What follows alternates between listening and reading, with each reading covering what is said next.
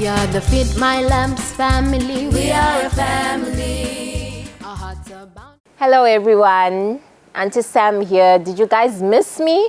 Because I sure did. And today we've got a beautiful story for you. So let's get right into it.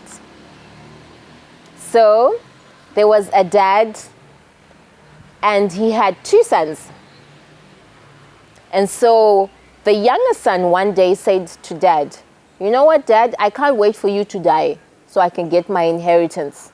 So I've decided that give me all the money that you're going to give me in your will. And I want to go out because I want to have fun.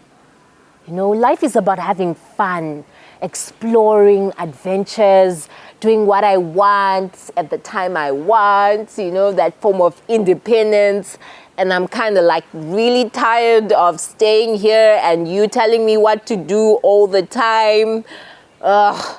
So I just want to go out and have a time of my life. So please, can I have my money? And I want to go." And the mother was so grieved. She was so sad that her favorite child was leaving, but he was leaving under such circumstances. And the father tried to talk him out of it, but the son was so adamant. He says, "No, just give me my money and I want to go." And so the father, with a sad heart, gave the son his money.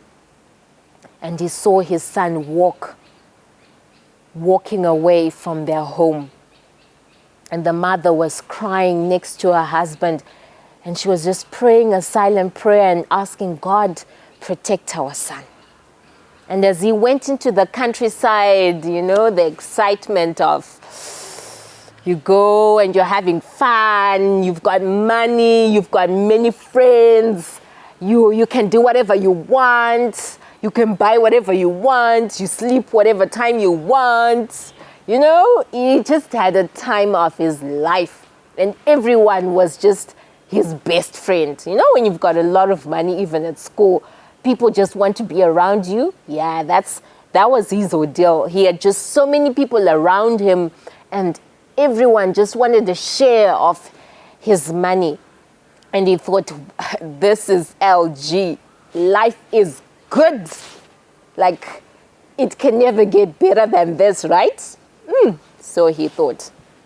And so, like life in general and how it goes, the money finished. And he had nothing left. And all the friends he had made, no one wanted to be with him. No one wanted to talk to him. No one wanted to help him. He was just there. And he had to work now. You know, imagine at home, he was thinking, I've never had to work at home. I would wake up and there'll be breakfast, there'll be lunch, there'll be supper, there'll be everything. And now I'm having to work for food.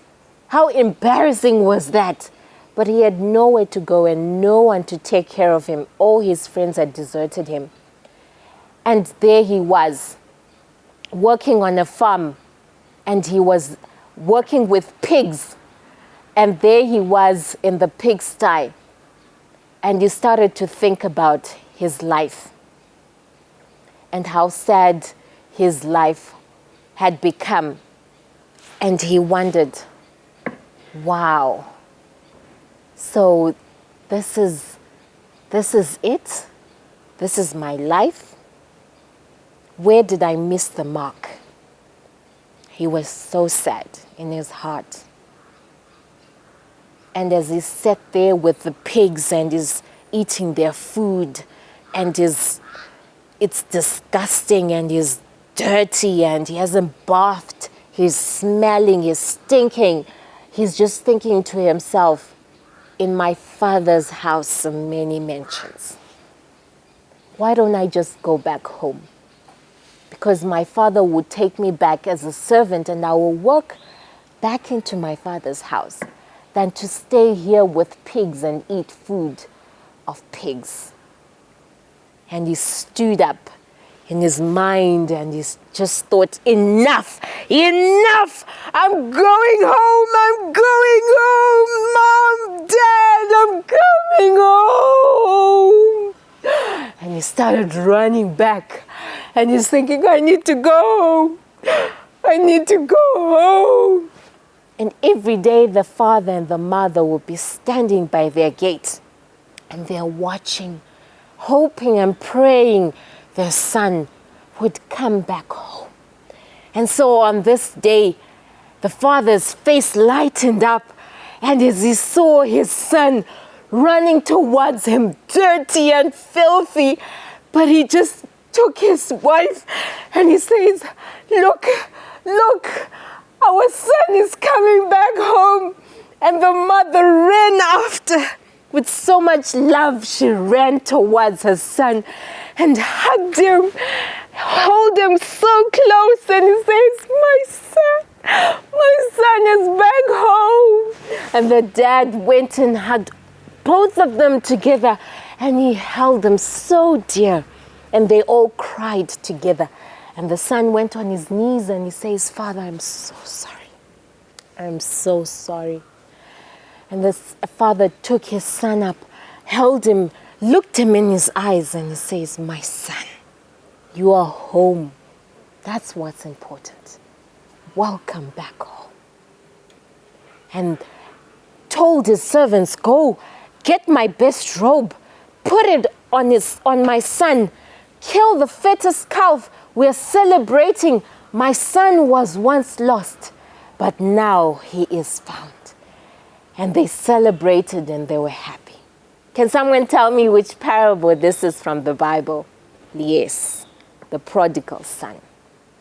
I love this parable because it reminds me of Jesus and his love for humanity. He loves us so much that even when we go and we become wayward and we're deep into sin, but when we come to that realization that in my Father's house are many mansions, and when we come back to that sense and we come back to him, his arms are always wide open, outstretched for each and every one of us to come home.